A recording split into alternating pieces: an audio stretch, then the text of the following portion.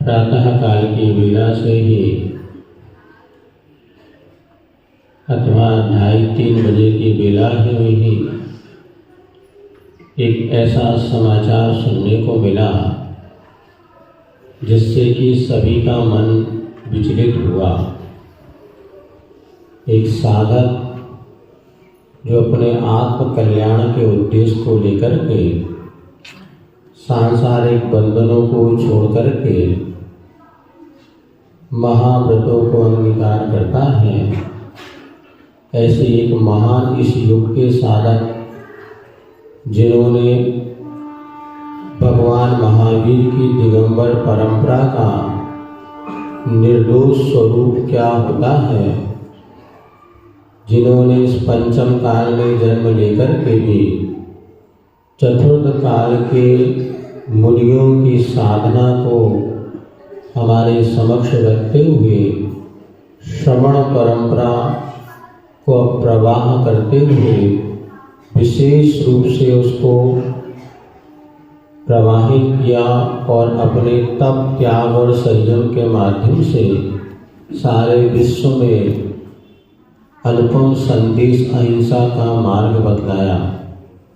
आज वे आचार्य गुरुवर विद्यासागर जी महाराज हम सबके बीच में नहीं हैं, लेकिन उनके आदर्श और उनकी जो चर्या है वह निश्चित आज हम सब लोगों के लिए प्रेरणादायी है। आचार्य महाराज अपने आप एक अनूठे साधक थे और बुंदेलखंड या भारत के भक्तों को उनका परिचय देने की कोई आवश्यकता नहीं, क्योंकि हर व्यक्ति उनकी चर्या से परिचित था। सभी का मन व्यतीत है, लेकिन नियति को टालना हमारे हाथ में नहीं है।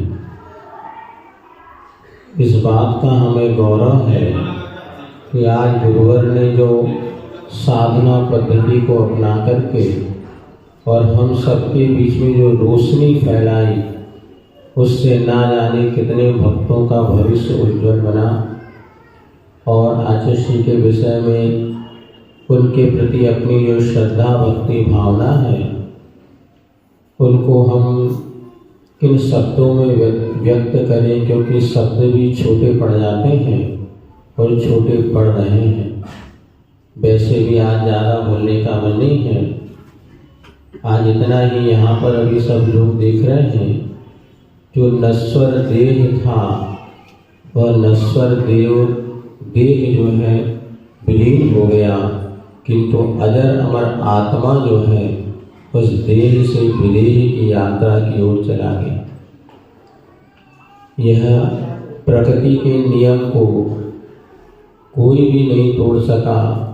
और बड़े बड़े जब हम बार बार विचार कर रहे थे, जब भगवान महावीर स्वामी इस धरा पर होंगे और मात्र 72 वर्ष की आयु में, और जिन्होंने 30 वर्ष की उम्र में संयम धारण किया, 42 साल की उम्र में केवल ज्ञान हुए और 72 साल की उम्र में निर्वाण को प्राप्त कर लिया। 30 और 12 42 वर्ष श्रवण अवस्था में रह करके, और जिन्होंने 3 लोक के प्राणियों ने हित का मार्ग दिया, वो भी बीच में से चले गए। उस समय क्या दृश्य होगा जब भगवान महावीर चले गए। और ना जाने कितने बड़े बड़े महान आचार्य कुंद स्वामी हुए, आचार्य पूज्यपाद स्वामी हुए, आचार्य शांति सागर महाराज हुए। उन्होंने तो उस समय में जबकि विपरीत परिस्थिति थी और दिगंबरत का स्वरूप हम लोगों के लिए बताया, वो सब चले गए। अब हमारा कर्तव्य ये है कि जो उन्होंने उपदेश दिया है, उस उपदेश को हम जीवन में धारण करते हुए और कैसे अपना जीवन अच्छा बनाएं। जिस पथ पर गुरु चले हैं, उस पथ पर चलते हुए हम अपने जीवन को अच्छा बनाएं। जैन दर्शन में मृत्यु, साधुओं के मरण को मृत्यु महोत्सव के रूप में मनाते हैं। वह क्योंकि एक साधक जो अपने जीवन भर साधना करता है, अंते समाधि मरणम, जीवन के अंत में समाधि मरण पूर्वक वो अपनी देह का विसर्जन